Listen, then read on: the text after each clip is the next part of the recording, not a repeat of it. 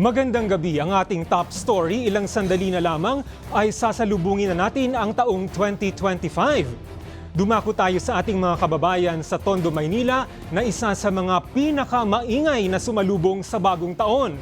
May balitang A to Z si Stanley Gahete. Stanley, kumusta na ang pagsalubong ng bagong taon dyan? Dahil tuloy-tuloy ang sigla ng mga residente dito sa kahabaan ng Barangay 181 Zone 16 dito sa Tondo, Maynila. Kanya-kanya nga sila ng paandar dahil kaliwat kanan na nga ang kasiyahan dito. Party-party to the max na nga ang mga residente dito sa bawat kalsada at kanto.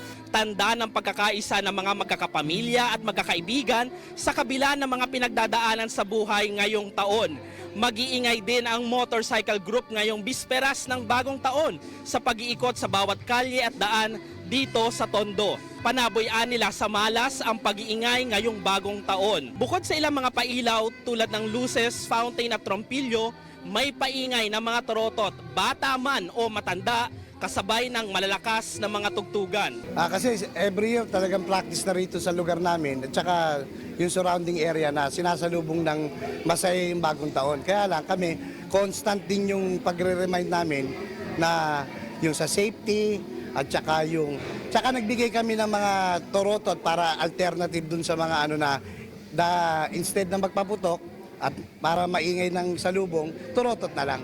May mga nag-iikot din ng mga pulis para masigurong lahat ay ligtas at walang iligal na paputok. Samantala, handaan left and right na ang bawat bahay na may kanya-kanyang putahe para masagana ang mesa sa New Year. 2024 is a year of full of blessing po para sa akin dahil this year po nakapagtapos po ako ng pag-aaral and tinanghal din po sa top 20 most outstanding SK Chairman of Manila. Wish ko siyempre yung sa health namin, siyempre walang magkasakit sa mga anak ko, gano'n. Tapos tuloy-tuloy yung pasok ng namin, biyaya, blessing.